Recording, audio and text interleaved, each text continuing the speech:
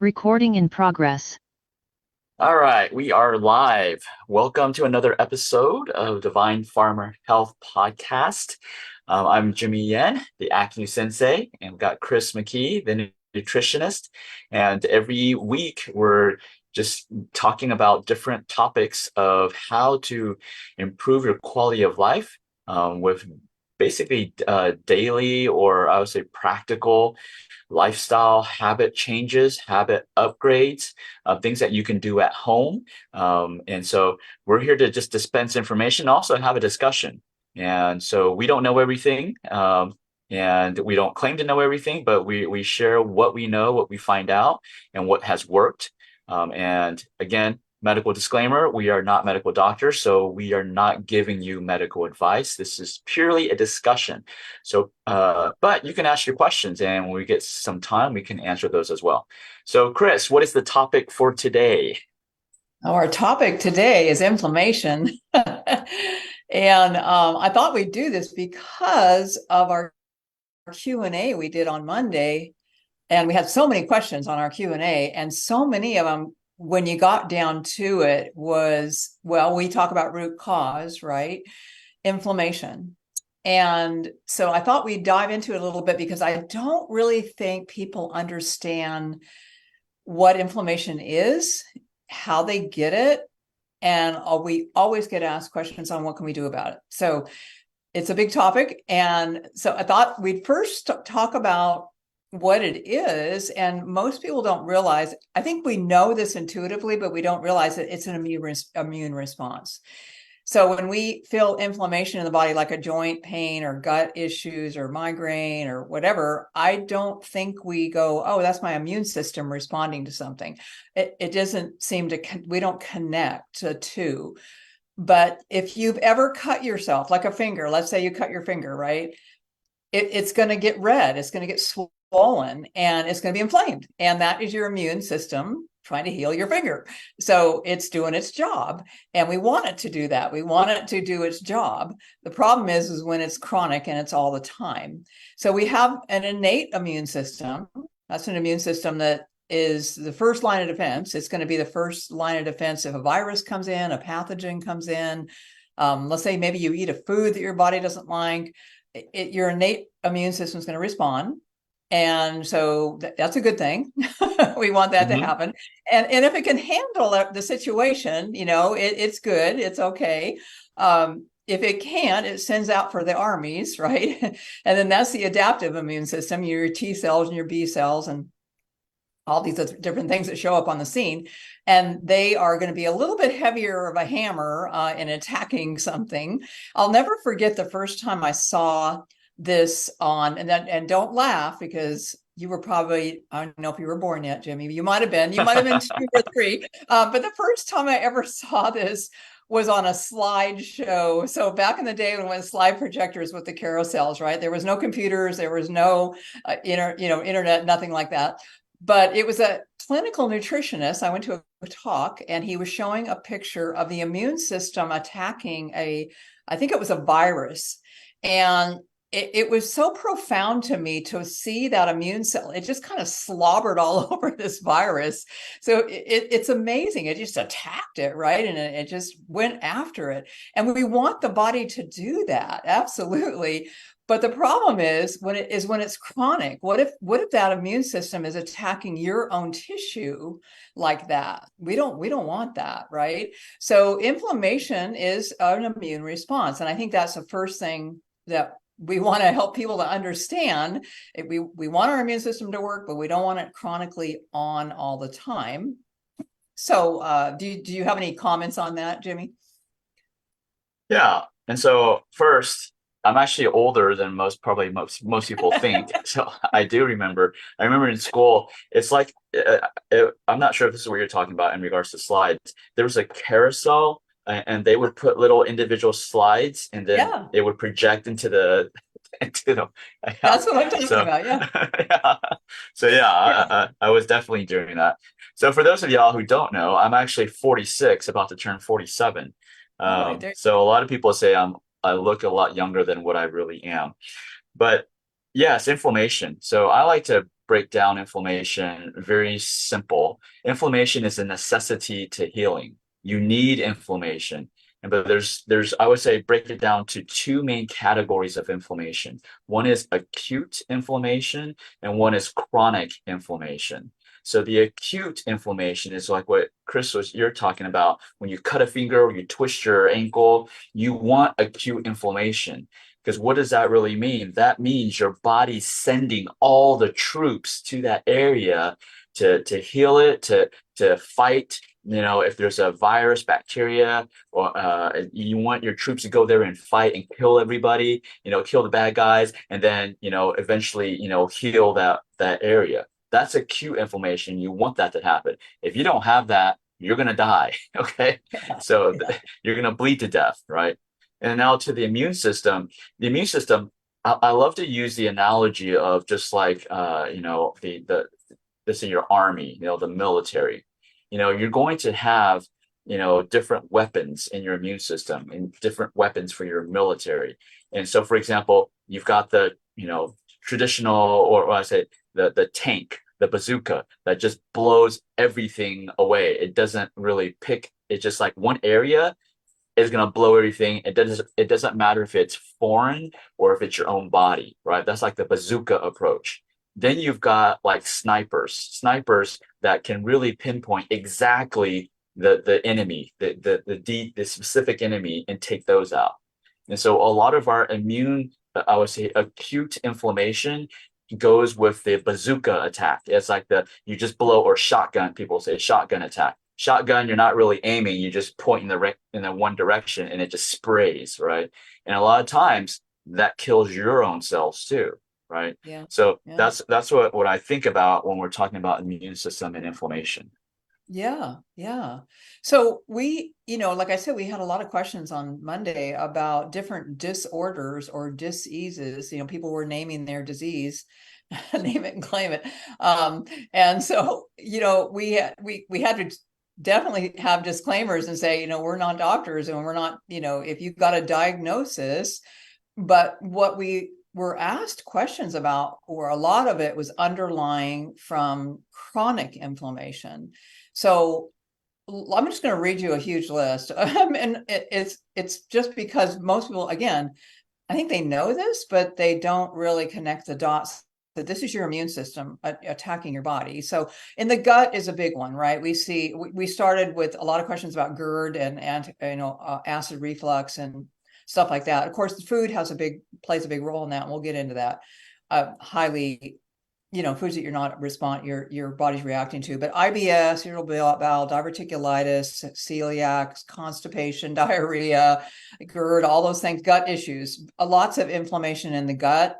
We see this a lot with people. And then skin. So I always tell my clients with skin disorders, you got to go back to the gut, because a lot of times it's connected to the gut.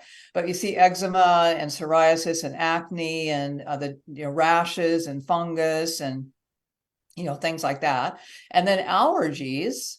So it could be airborne allergies, it could be food allergies, those types of things. Again, I think we all, if you have an allergy of airborne allergy, like we're going to be heading into cedar season in Texas, and everybody's got Mhm. runny eyes and lots of inflammation going on there with the allergies.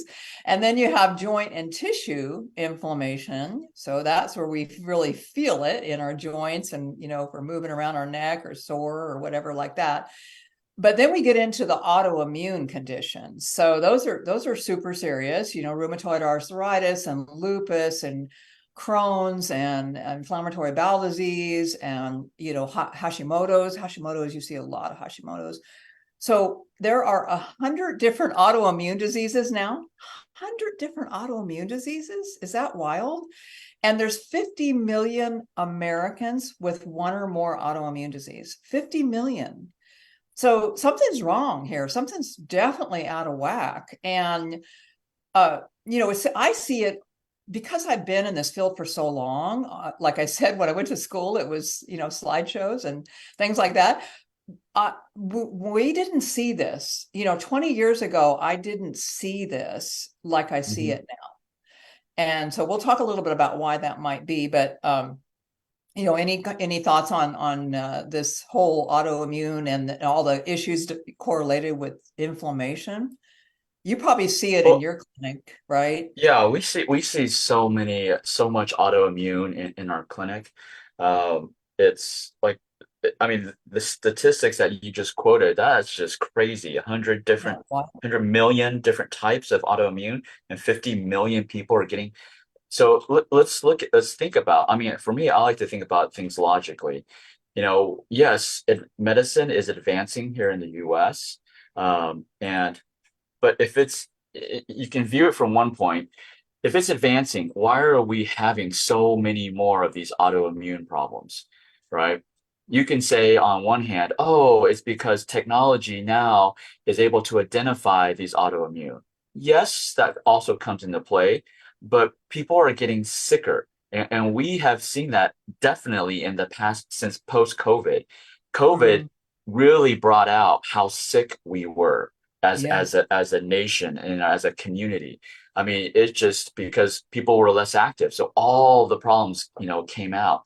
And so the it, if the solutions, technology and the solutions, the new discoveries, medical discoveries we're really fixing the problem, we should have less autoimmune, not more, right? If the food, was really healthy for us, we should have less autoimmune, not more. We have so much more like Crohn's disease, gluten sensitivity, more than usual, right? And it's getting worse every year. So our food's getting worse, our health is getting worse. If you are tired, if you haven't noticed that just within your own family, it's time to pay attention because what we are doing isn't working. It's like Einstein said, if you keep doing the same thing and expecting a different result, we're literally clinically insane. And Yeah. so that's what's happening in our society is we keep on doing the same thing.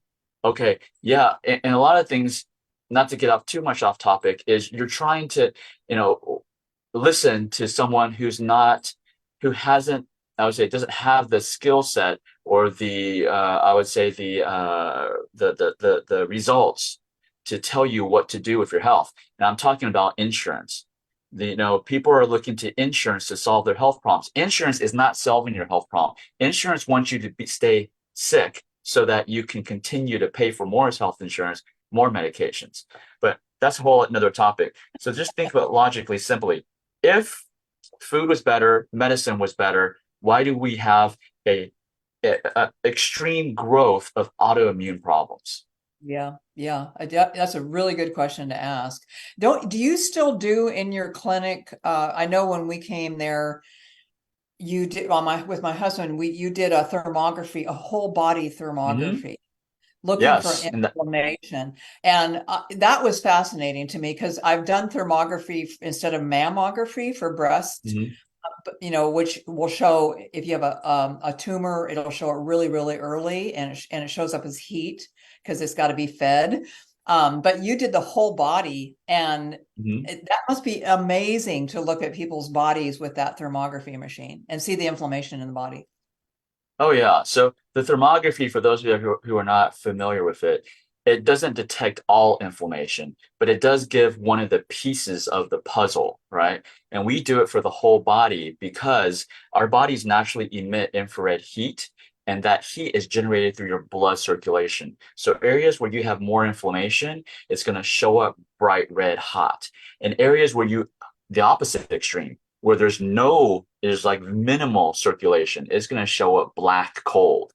And so Mm. we use that to monitor the treatments for our patients. And yes, I mean, every time a patient improves symptomatically, we can also see their thermography scan improve as well. Because guess Yeah. what? Circulation's improving. Yeah, and inflammation is going down. Exactly. Yeah. Yeah, so I thought that was really, really fascinating. So the big question is why? Like you said, if we're having all these advances in medicine and everything, why are we seeing more and more and more of not only just autoimmune, but I think gut issues are huge, like you said, with gluten Hmm. intolerance and all the itises, colitis and diverticulitis, and anything with itis on the end means inflammation. So, Hmm. you start to look at uh, that, and you start to see a ton of that. And of course, we are siloed in Western medicines with doctors. So you have your, you go to your gastroenterologist, and then you go to your immunologist, and then you go to your endocrinologist, and you have all these different silos, and you may have things that are totally connected, but one doctor isn't saying, well, you should do this. If you're going to see a gastroenterologist, he's not going to talk about your thyroid, right? So it's just sad because people go from doctor to doctor to doctor looking for answers when none of them are communicating with each other, and they aren't looking at the whole picture. So I think that's where you and I really like to help people see the interconnectedness of all this stuff. So what is changed? So what has changed? I know for me, in almost 30 years of being in the field of nutrition, what has changed? Well, I can tell you the stress level of people has changed tremendously. I see this with my clients when I do an intake. I'm always talking about where's your stress coming from and what level. One on a scale of 1 to 10, 10 you're pulling your hair out, 1 you're chilling on the couch. Where are you at? Almost everyone is 7, 8, 9. Their stress levels are really high. And again, I don't know that we correlate stress with inflammation, but if you think about, someone can get an ulcer, from stress. So your mind can definitely affect your body, and it definitely sends off. We've talked about this a little bit before. Adrenal glands just are in hyper overdrive, and you're in that sympathetic nervous system state, which is fight or flight, which means the body's not going to focus on healing or repair or digestion or any of that stuff. It's waiting for the bear to jump out of the woods at you. So it's on heightened alert all the time. So I think that's a really big thing. Stress is a big thing. The food is Yeah, the diagnosis, yeah, just jumping really quick, they yeah. actually have a diagnosis, stress ulcer. Oh, there you go. Yeah, yeah. So we know the brain can affect the gut, and the brain can affect the body, and that's inflammation. And making an ulcer is a huge amount of inflammation. And then the food is massively changed. So when I was going to school and my kids were in middle school, they were coming out of elementary going into middle school when I went to school. And they were there was a fast food restaurant here or there in the town we lived in. We lived in a pretty good sized town, but there wasn't a fast food restaurant on every corner. We rarely ate out as a family. It was like a really big treat to go out to dinner, right? There. I was fortunate enough to be a stay-at-home mom. I taught aerobics. I taught aerobic dancing, so I was in the fitness industry. But I worked. I did it in the morning. And it was my kids were in school and stuff. So I was at home. I made dinner every night. And I grew up in a family where my mom was a stay-at-home mom, and we ate dinner every night, and so it was home food, home cooking. That has completely changed. I think the food is just a massive change in the last 20 to 30 years, massive change. And so I think that really has impacted us because we're taking in so many toxins in the food supply. Not only the pesticides and herbicides and things on non-organic, but you're talking food coloring and preservatives and all these new chemicals that we know they put in things like Oreos. So you can't just eat one. They want you to eat more. They want you to eat the whole sleeve. You can't stop with just one. The other things, sugar, obviously sugars come in a massive way. And we talked about this a couple of weeks ago, I think, with the onset of the low fat diet, which started in the 80s, and then they replaced that with carbohydrates and starch and sugars, and then boom, we started to see this diabetes epidemic. So that whole shift from eating fat to eating sugar and carbs, super inflammatory. That whole food category is super inflammatory. And then, of course, if you're on pharmaceuticals are not innate. They may take away the heartburn, but they're doing other things. And I can't wait to have some of you take our courses, because I dive into, stomach digestion and what happens when you take these antacids. And it's the downstream effect of every organ downstream is unbelievable. And we talked about this. I think I talked about this on when you were gone on. I did a stomach podcast about the millions of people on antacids. So, pharmaceuticals make a big difference and a big role in how our bodies are responding. We're shifting things chemically with pharmaceutical. So those are just some of my top things. Do you have anything you want to add to that? Well, I would say, what can y'all do? So for what can we do for inflammation? I mean, it's we let's just, break this down very simple. Stress is the cause of inflammation. And this is something that, we will dive deep into our we have a 4R weight loss protocol that we're running right now. And so, we address what's the true root cause. The true root cause is not your hormone imbalance. It's not your enzyme imbalance. Those are not the true root causes. What caused them to be imbalanced in the first place? And this is where we're talking about stress. There's three types of stress: physical, chemical, and emotional. And so Mhm. this sounds so simple, and it is that simple. Health is actually very simple, but it's difficult to do. Why? Because it takes time and commitment. That's why it's hard to maintain your health. It's so much easier just to take a pill. It takes 1 second to pop a pill. But let's look at the result of when you pop a pill. When you pop a pill, you're suppressing, right? So let's talk about, autoimmune. How do they start? When you have, remember, inflammation is a good response from your body. But the problem is when that inflammation stays, right, and it doesn't eliminate it. It doesn't go away. So it goes from acute to chronic inflammation. So using the analogy of the troops, you injure you twist your ankle. All the troops are going to your ankle. They swell up, it swells up. Your troops are there and it fights any type of infection and it mends everything. But what is chronic? That's acute inflammation.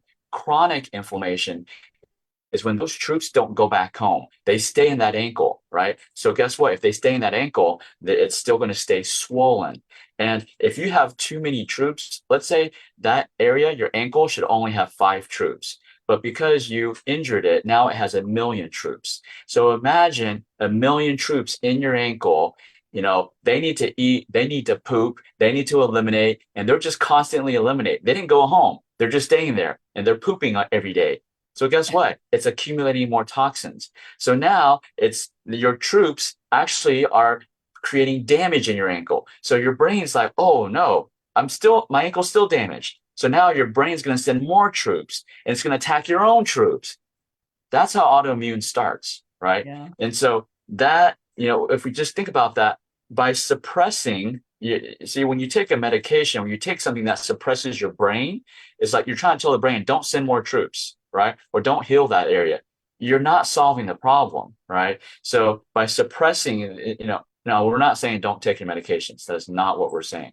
We're saying if you want to fix chronic problems, you got to address the inflammation. So to address the inflammation, you got to look at the root cause. What caused the inflammation in the first place? When you twist your ankle, that's a physical stress. When you eat a bunch of Oreos, that's a chemical stress. When you take medications for 10 years, that's a chemical stress. You know it. If you've been taking one medication for 10 years, you probably had to take two, three, four, five to address the side effects of the first medication. So what do? You start from the basics. It's not, you don't go and get surgery and you start removing organs. You weren't born with too many organs. God gave you just the right enough organs so you can function. So how do you fix all this? It takes time, takes commitment, which most people don't want to do, and that's why it's so difficult. But it's actually very simple. You focus on the three stresses: physical, chemical, emotional. Again, we're not going to have time to go deep into that today. We can do it on a later podcast if that's what you want. But please let us know what you want us to discuss on these podcasts because we want to bring value to you. We want to Mhm. address the topics that you want to know about. So email us support at Divine Farmer Health, support at divinefarmerhealth.com. Sorry, or mention it in in our feed. Yeah. Yeah. Yeah. So you're right. It's easy, but it's hard because it's lifestyle change, and lifestyle change has to be the hardest thing for people to do. And they get in a pattern, and that's it. They go, and because their life is stressful, right? I hear this all the time. My life is so stressful. I don't have time to exercise. I don't have time to cook food from scratch. So there has to be, if you, especially with autoimmune, you have to make some major lifestyle changes for sure. And we're going to put in the feed, we're going to put a link for an anti-inflammatory diet, so you guys have an idea what that looks like. So we want to give you that today. And there's a lot of areas you can work on. You can work on toxic stuff coming in from your environment, right? We've talked about this before, with the scents on all the stuff that, the dryer sheets and the plug-ins on the wall and all these scents that you have in your house. Start taking all those scents out. Talk about, those, you're breathing those in, and guess what? Your body is going, this is a foreign pathogen. I need to attack this. So those simple things like that, you can start to get rid of some of these cleaning products that are so toxic. Every time you clean your bathroom, you're inhaling all this stuff and your body's going, the food is a huge part of that. And we'll definitely give you that. And then the stress, Jimmy does some great QRA, quick release acupressure videos on stress. And then I do talk about breathing techniques for lowering stress. So there's a lot of things you can do for the stress. If you can't immediately get out of your stressful environment, like you hate your job or your boss hates you or something like that, but there are some things you can do to help that nervous system to get out of that sympathetic nervous system state and into a parasympathetic state. So there's a lot of things we can do. And the food is a really foundational thing. I think this is starting with food. If you could just start with baby steps, if there's something that that you can't stay away from in your house, like potato chips or something, get them out of the house, remove the enemy, get them out, so you're not tempted. I think we have we got like 4 minutes left. I think we've got some questions here in our chat. That was a specific ailment. I addressed that Oh, one. okay. Okay. Yeah, but I'll add to the, so, stress, everybody's like, yeah, I know stress is killing my life. It's killing. Yes, it is true. I mean, it is, everybody knows it, but not everybody addresses it. Now, Mm-hmm. stress is not just emotional stress. It's not just like you being pissed off, or you hate your job, or you can't stand your spouse, or it's not, that's not just the only, that's one type of stress. That's the emotional stress. But here's the thing, what people don't realize, okay, is you go through emotional stress like anxiety, depression, right? Those emotional stress. It is because of a physical problem too. I like to Mm-hmm. say, your physiology affects your psychology. So your Mm-hmm. physical body, how it's functioning, will either make you more agitated or more calm. It will either give you a lot of energy, or drain your energy. It will make you super depressed, or it will make you happy. That is, your physical affects your mental. And you can flip that also. Your psychology also affects your physiology.